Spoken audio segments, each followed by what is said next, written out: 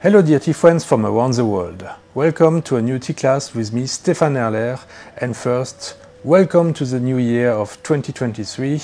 I'm glad to be back and to start the year with you with a class that falls a little bit outside of the winter or the semester or the fall class that I have going. Now we are in between these two classes, and this class today is about tea prices, tea cost and tea value.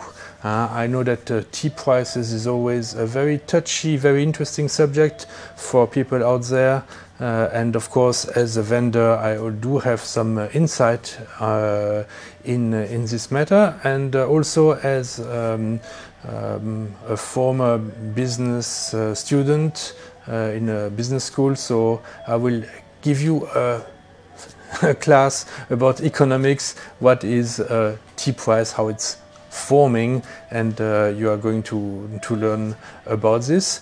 I also wanted to say thank you for all the people who have voted for the postcards. The postcards are not done yet. The vote just finished yesterday.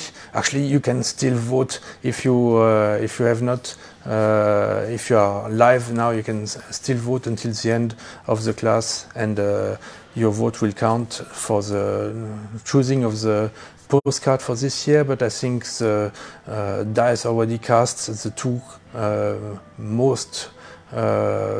The two pictures with the most votes are already quite clear, and I thank you very much for your choice already, and I will turn these into postcards next week, and then they will be available for people who place orders on tea-masters.com, my online tea boutique, and also check my blog tea-masters.com, tea-masters.blogspot.com. I do post some information on there from time to time, a little bit less in recent weeks because I was busy with Christmas. Now schedule is coming back, so before we start the class, let me quickly brew some tea because I'm really thirsty. It's 9 o'clock and 30 minutes in Taipei this Saturday morning, January 7th, 2023. And I thought, let's make a tea I'm not making very often. It's my 80s Chaud Pour from the Monghai factory, and it's here. So a Jingguo gold melon shaped Chaud Pour that is very, very old and quite special. So let's have this one.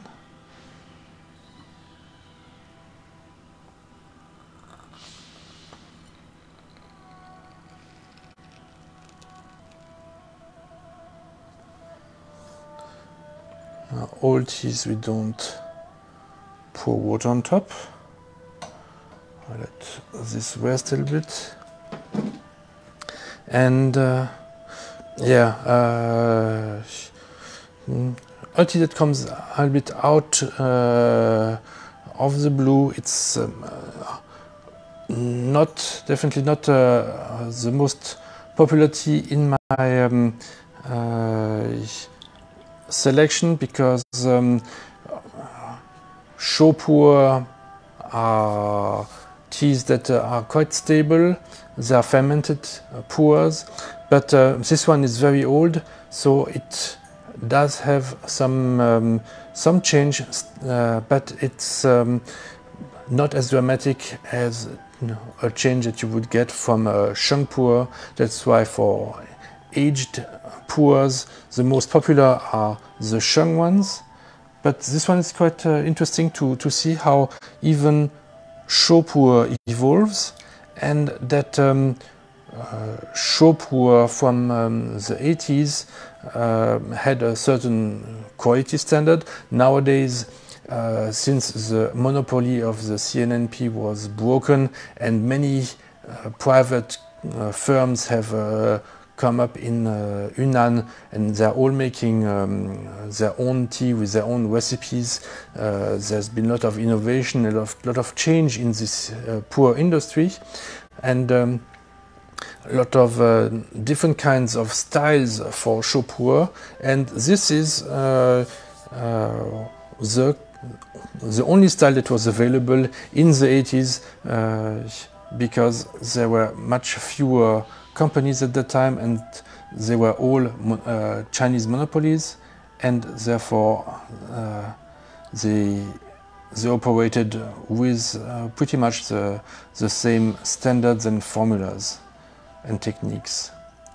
So very nice transparency, very dark color, but since I did not use so many leaves, it did not overbrew, I can still see through. It's not completely black, it's a nice brown, dark brown color, and nice smells, very earthy, foresty smells. Cheers.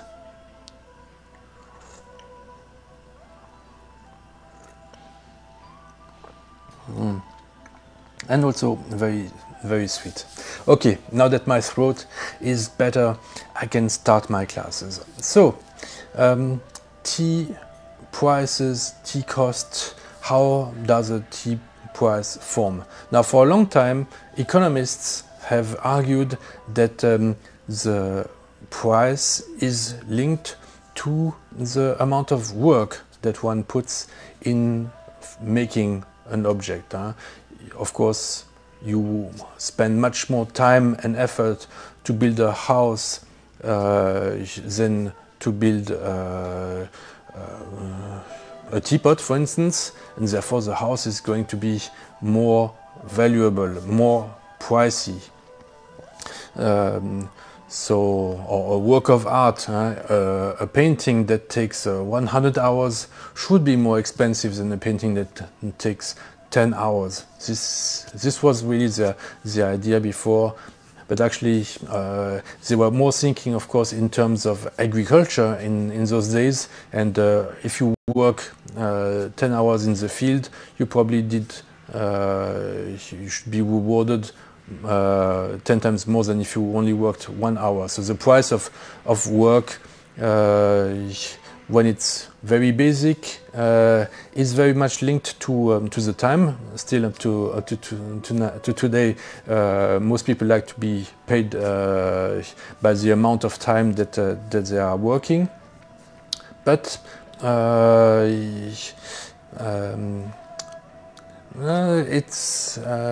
the amount of work is not always what gives value to something. For instance, you can be at work for 10 hours and not being productive. So the amount of work that goes into making a product is not always the most important factor to determine the price. Like in tea, actually, we do have the fact that oolongs, they take the most work to do, but very often the green teas will be very valuable also, even though they are much easier to produce. They take much less time to transform and to dry. So the amount of work, economists were wrong on this. It's not really the work that goes into a product that determines its price. Another, maybe it could be the how valuable the land is, since it's an agriculture product. Is the land very valuable? Then the tea should be very valuable.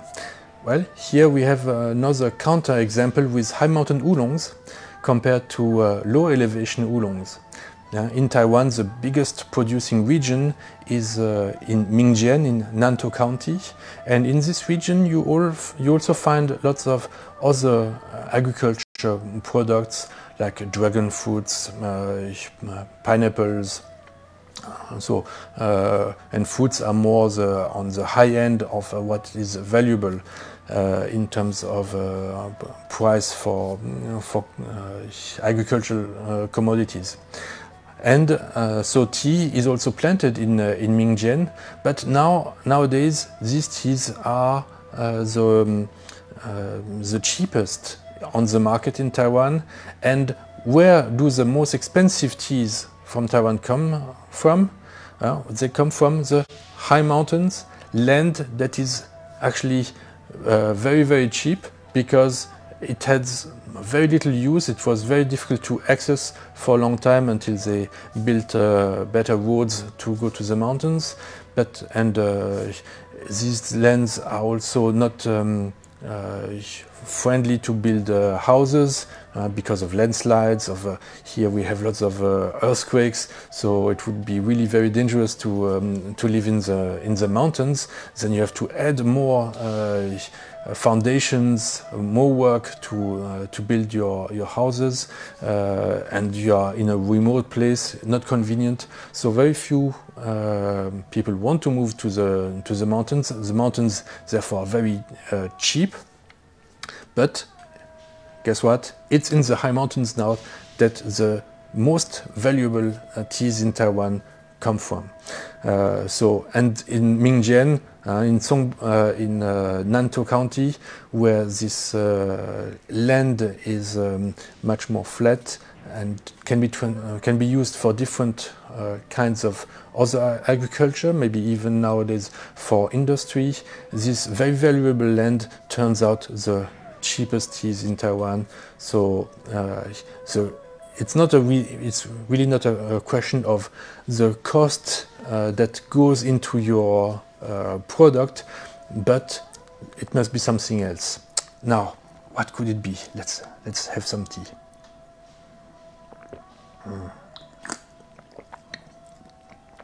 Now, for a long time also, economists were thinking, oh, the value of something comes from its use. If something is very useful, then it is going to be very valuable. But on this point, actually, they were quickly dismissed because look, hey, we are breathing air. If we did not have this air to breathe, we would all die within minutes. But all this air we are breathing is for free. So even though it's the most valuable commodity on Earth, air that we breathe, it costs nothing because it's so readily available. And something else that is not very useful either is very expensive, like diamonds and gold. Even though what are you doing with this? Okay, maybe you can use them as jewelry, but most of the gold that is dug out of the earth is then put into a bank and behind closed doors. So almost, and maybe it's in the basement of a bank. So it's dug out of the earth and then put back in the basement of a bank, transformed in the meantime. So gold also is might be very it's rare and it's not very useful because it just sits there, but it is very expensive. So what else can it be?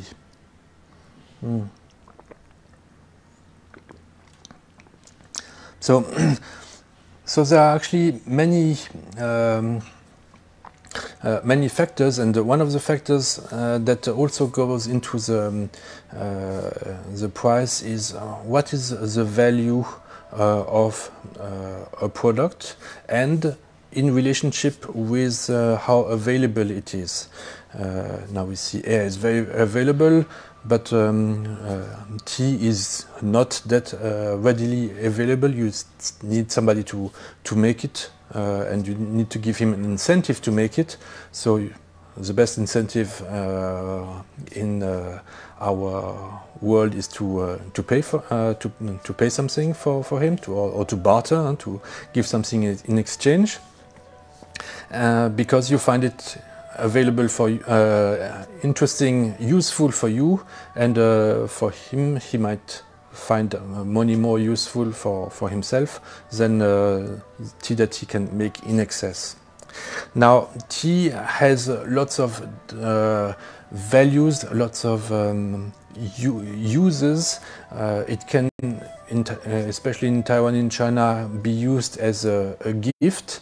When it's very often the case that people, when they go travel to the mountains on holiday, one of the things they're thinking of is bringing back some little gifts to their friend and family, and therefore they find tea very useful. It's a small package.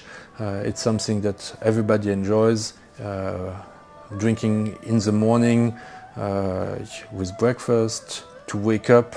Here another usage for tea. Here I'm using tea to clear my throat and feel more energetic to give this class. Tea as a social bond to invite friends in the afternoon, like English tea.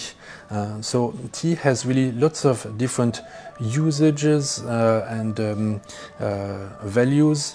They differ from person to person, and but there can only be one price. So how is this one price made up? Actually, it's very simple, and you probably all know the answer already. The law of supply and demand. This is how the tea for any product comes about. It's simply by balance, an equilibrium between people who demand this product and people who supply it. And the way to make this two supply and demand coincide is with the price. That's simple as that. And then therefore this price is can be evolving quickly or not, depending if this demand and supply are changing rapidly or not.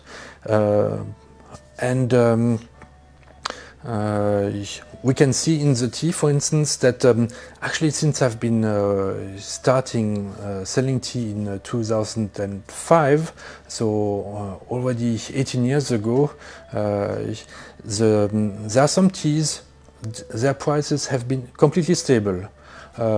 Like most of the lower grade oolongs, Sujichun, Jinchuan, Baozong tea, most of the subtropical forest Baozong, lily flower Baozong, the roasted Tieguanin. Actually, I say lower grade. It's a way of speaking compared to other ones. These are already great teas, but they are a bit more common. And these teas have been completely flat in terms of prices for the last 18 years. So this is really something where we have no reason to be upset, because the market forces made so that these teas prices have remained actually stable for the last 18 years. When we think about it, it's really remarkable. Hopefully you are making more money now than 18 years ago, and therefore these teas are even more affordable for you. But really, a lot of these teas have been completely flat for the last 18 years. The only difference that might have occurred for you as an end customer is if you buy them in your local shop, then the prices might have gone up because the demand in your local area has gone up, and maybe other costs have gone up. In the meantime, the delivery cost might have gone up, the rental costs might have gone up for the shops, so they might have had some costs go up, and that were kind of reflected in the prices. Even though I told you actually a price is only a reflection of demand and supply, but at least I can tell you that in the local market of Taiwan, between the farmer and the first line of buyers, wholesaler and big buyers in Taiwan, these prices have been flat. Or maybe other things that could have changed is the way that they are distributed with fancier packaging.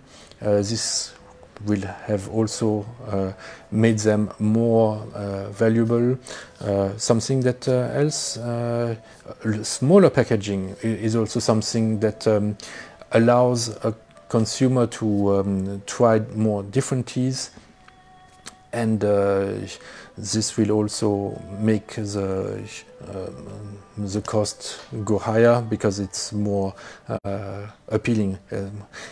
In economics, there is something like a curve. If the lower the price, the less price sensitive the customer is, and because it's very affordable, if you are able to reduce the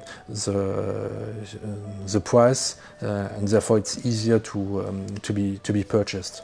So this is also one of the reasons why I like to make these teas available as samples. Most of the time it's 25 grams, but for the pricier ones I try to reduce it sometimes to the gram, or 8 or 10 grams, so to make it more available, so that you are more able to afford it and try many different teas and increase your knowledge.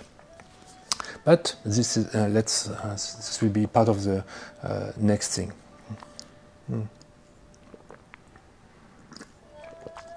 Of course, there were teas that have gone up a lot.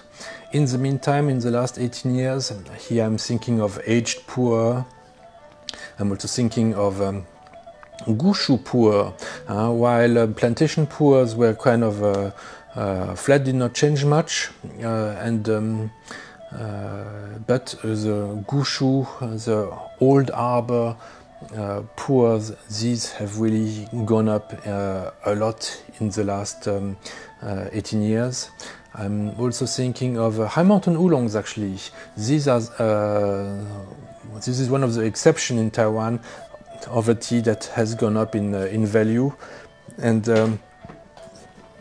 so this is shows that there is more demand for high-grade oolongs than for medium grade. Let's say. In red tea, it was a bit stable. There is a big also increase in the better Oriental Beauties and the organic oolongs and organic teas. Green teas has also increased in value to some degree. So there are changes, and really all these changes are about supply and demand. In most cases, it's about demand becoming stronger, and in this part of the world, what is making the demand stronger? Actually, it's the fact that Chinese consumers have become more affluent and are able to buy better and all the good teas here in Taiwan. Okay, let me have a fourth cup, and I will soon make some more tea. And at the end of the video, I will take some of your questions and comments, and we will discuss it on Facebook only. This is the advantage of joining me live for these classes. Now, what is therefore interesting is to focus on something else than costs and prices, is to focus actually on value. If prices are simply a relationship between demand and supply, what is the value that we can find in tea? And this value will change from one person to another. We have all different tastes, we have all different requirements in what we are expecting. There can be some very so before, like I mentioned, tea as a gift. Some people will see a big value if they can give away tea to their friends, and therefore some tea shops are more like gift shops in Taiwan. And this reminds me that there are this gift giving is so present that pun that present that in Taiwan there are even shops for cookie giving. When you get engaged, just before getting married, you are expected to give away some cookies to your friends who came to your engagement party. And for this purpose, there are specialized shops that cater and that provide cookies just for this occasion. You will go to these shops to buy cookies that you intend to give away as presents for your engagement, very often in a beautiful box, very well packaged, with little hearts, of course, since it's an engagement and love is in the air. So here what is less important, of course, is it's not so much the taste of the cookies. You expect them to be good, but it's really the packaging for the for these cookies that should look grand and fancy, so that you can really give it away to your friends and thank them for coming and show your appreciation to them. So here the value for giving a present is more in the packaging than in the content. It's more the gesture that you are making, and we find this not only in presents for engagement and cookies, but also in tea, really a lot in China and in Taiwan. That a lot of teas are meant as presents here, and therefore for these teas and in these shops, the packaging is really going to be very, very important, and will eat up a lot of the cost and effort that goes into this product that you are buying.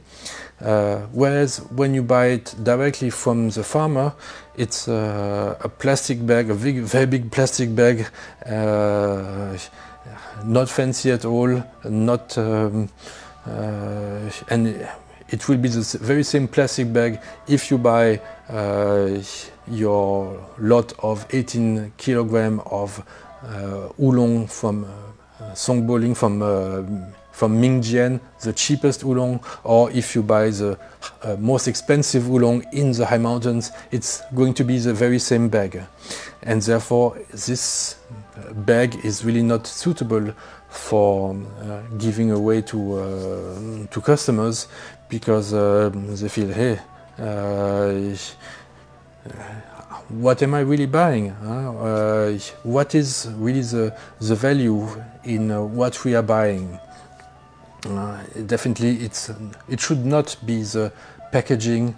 What we are really looking for as people who are drinking tea to appreciate the tea is really the quality. And quality is a very broad concept.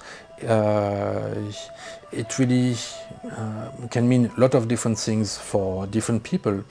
For some it can mean that they really want the tea to be completely organic, which is fair, and therefore they might ask for certificates for organic tea.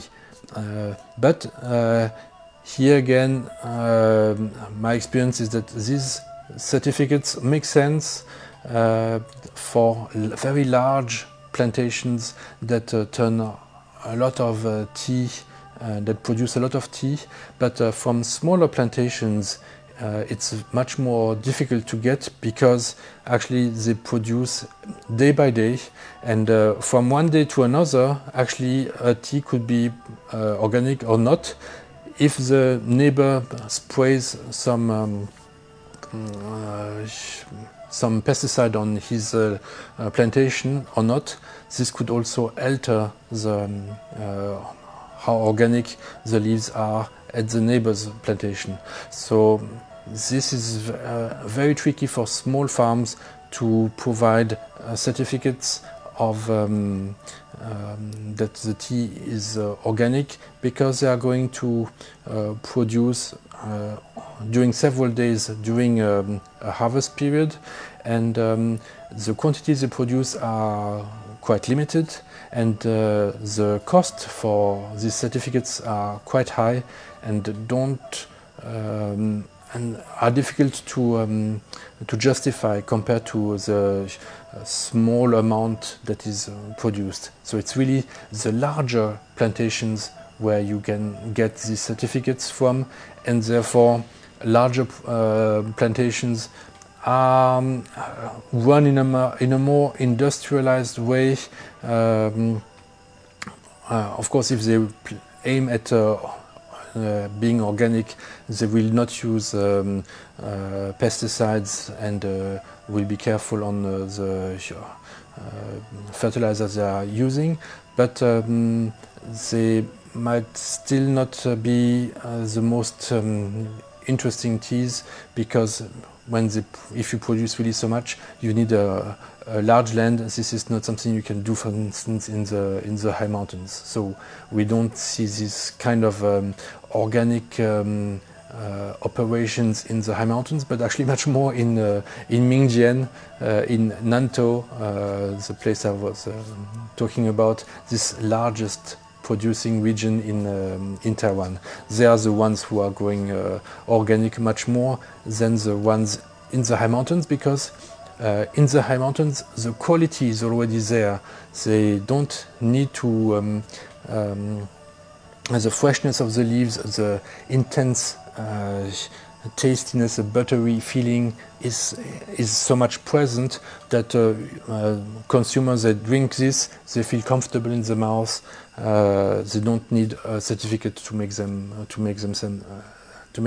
feel better about the tea, because they already feel the tea is good on its own. So this is also a difference that we can find from one tea to another in terms of quality that you can see on a paper, and quality that you can feel by yourself. Of course, this is much more what I'm looking for. Something else is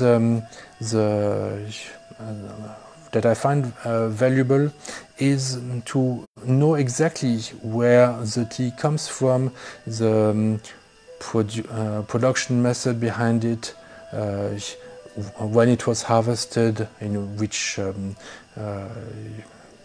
season, which year, and maybe even in which month, on which day, because with all these informations, also which cultivar it was, the leaves are made of, because with all this information, when you are tasting the tea, you get, I feel, a more satisfactory experience.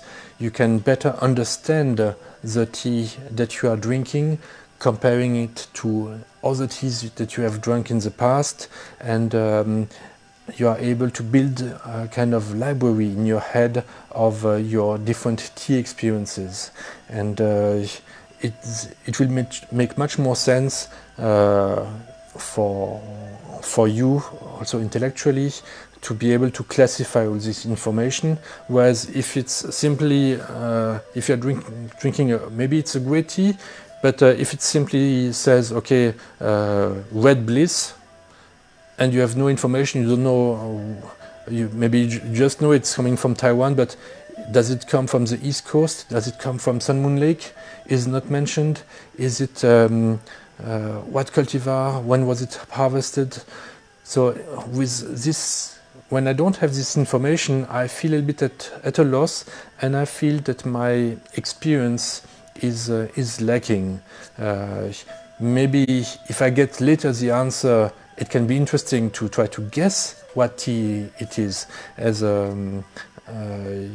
if you start to be a connoisseur, maybe you can see it like a challenge to try to see how much you can you are able to get out of information out of the leaves you are drinking.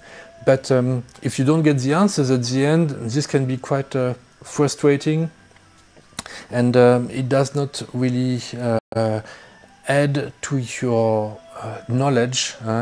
It actually will only make you more confused, because maybe you have enjoyed the moment in terms of tastes, scents, but you did not learn anything. So this would be frustrating. And this is, I think, one of the values that my teas in my selection bring, is really the clarity of the information that is mentioned in the description of these teas. You really know very well what you are drinking, and it helps you to make sense and to understand and to learn from each tea that you are drinking. And that's why I'm making these classes. We are next week starting the winter classes, where I'm dedicating several weeks on studying the high oxidation oolongs and red teas from my selection. So I've made a sampler that you can find on tea-masters.com, and we are going to study one by one, and maybe sometimes in comparisons. And I think there are really a lot of things we can learn from this kind of study, like we did already in the fall semester about low oxidized oolongs. So this is one of the values that I see in tea. Of course, there are two other basic values that there are in teas, is the taste and the sense. And here I would like to mention another dimension, the dimension of time, because we are mortal beings, and if we can be tea happy for 1 minute instead of 10 seconds, this really adds to the value of a tea. If time is the essence of our life. Life is precious because it ends.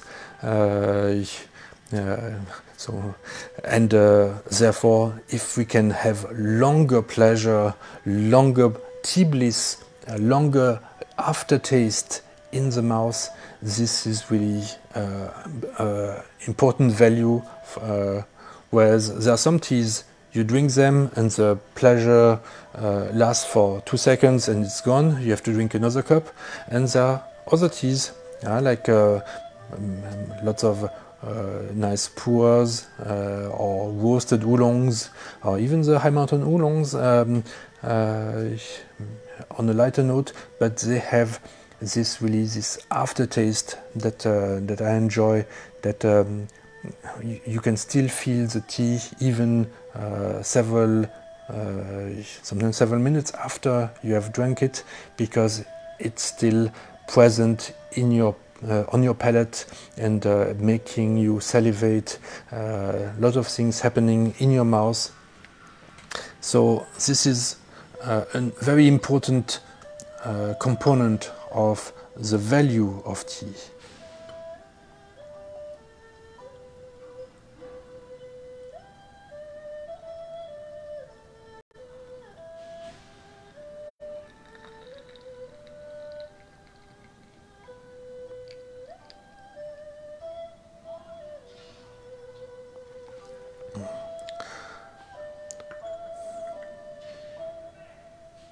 Now, as for the scents, they can be mimicked nowadays very well by artificial means. and therefore I find sense to be much.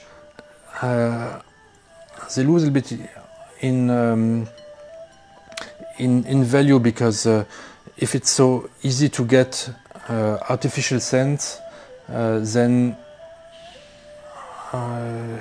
why go through all this trouble to have a natural sense? So what is really valuable in this natural sense then is the fact that they are natural. It is the fact that they are going to be sometimes a bit weak, sometimes a bit stronger, that they will fade away, whereas an artificial scent, when you have an artificially scented tea, it's the same scent from beginning to the end.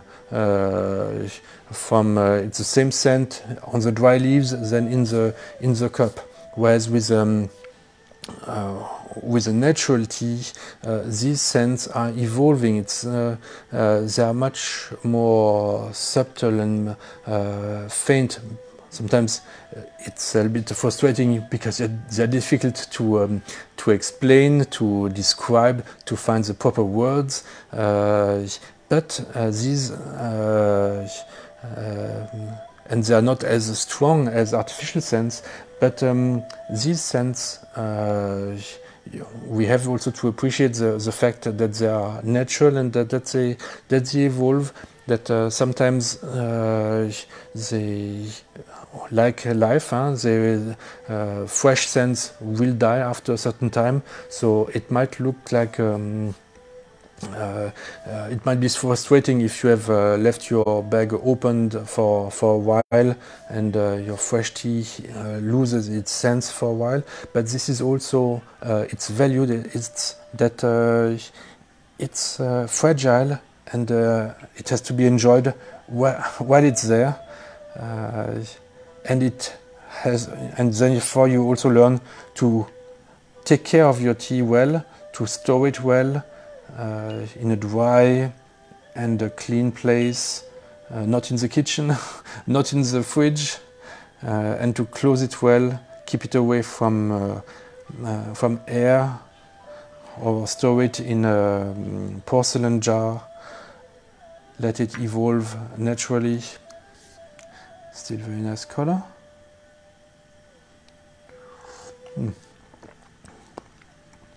Stop this.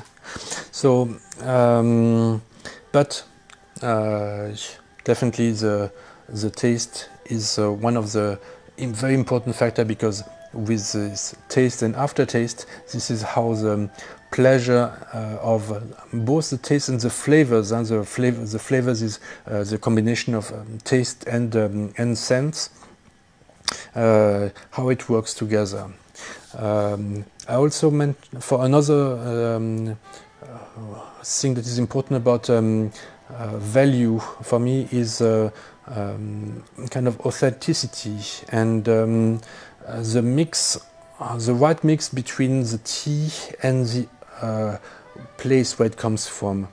Recently I had the opportunity to drink some oolongs made in Guizhou in China, and I was pleasantly surprised by how good they were. Very often fake teas. I say fake because they are really made like Taiwan oolongs. They are packaged like Taiwan oolongs. They are much cheaper than Taiwan oolongs, and they are ready to be sold as Taiwan oolongs. But they were not bad in an obvious way. But what I felt is I did not feel the connection, the character of the Taiwanese oolongs. Obviously, they were not made in Taiwan, therefore they were lacking this character. But it was they were very round, very pleasant. But they did not have any character. Like they lacked aftertaste, and in the taste they were lacking something that would have made them interesting. They were boring. Whereas when a tea has character, when it comes from its region of origin, I feel that these teas, they usually are a good harmony between the soil, the culture of the tea maker, and also the climate.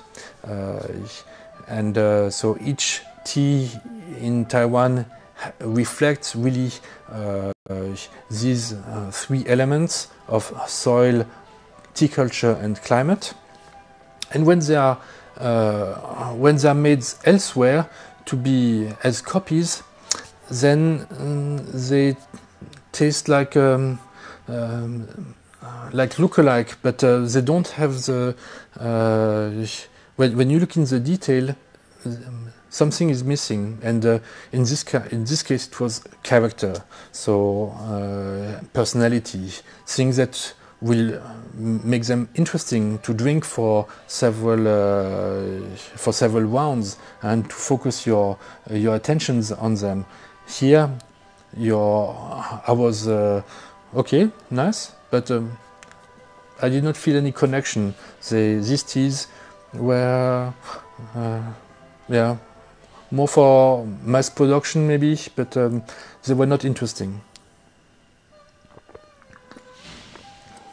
Did not even have flaws that would be obvious to point out. Actually, they were really well made, but just completely boring. So this is also a surprising value that I found, is to find this character, teas that are not boring, teas that tell a story, and where you are also entertained, and you can really travel to this place, because these teas really combine in themselves the harmony of the soil, the climate, and the culture in one. So this is also one of the interesting value that I find in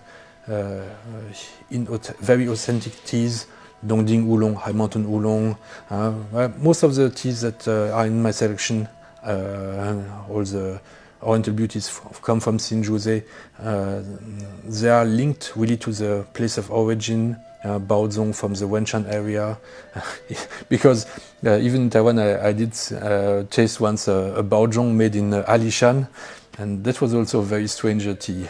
So sometimes it can be funny or interesting to try these outliers like these Guizhou oolongs, but it does not provide so much value for such a long time. Okay, so in 2023, what can happen to the prices of tea? What can you expect? From a global perspective, we have still in a time of high energy prices, and I explained last week already that in Taiwan we were fortunate that the government decided to subsidize energy prices. They were quite stable, maybe because of elections. So this, I'm not the government, so I cannot tell you when they will stop these subsidies on energy prices. But when they will do, and they might, then the costs will be increased. And what happens, even though the price is still a function of demand and supply, if they cannot produce at a certain price, they have to increase the price. And what happens, they know when the price increases, there will be less demand, and therefore they will also reduce the supply, because why produce so much if you cannot?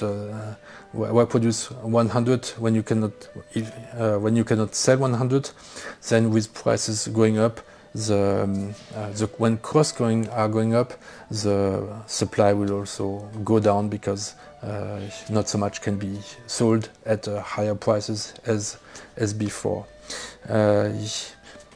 So this is unknown for 2023. So far we were very fortunate that prices were stable for the last 18 years at least, for most oolongs in Taiwan, and I see so far still a good stability for the environment. What is much more unstable is the rest of the economy.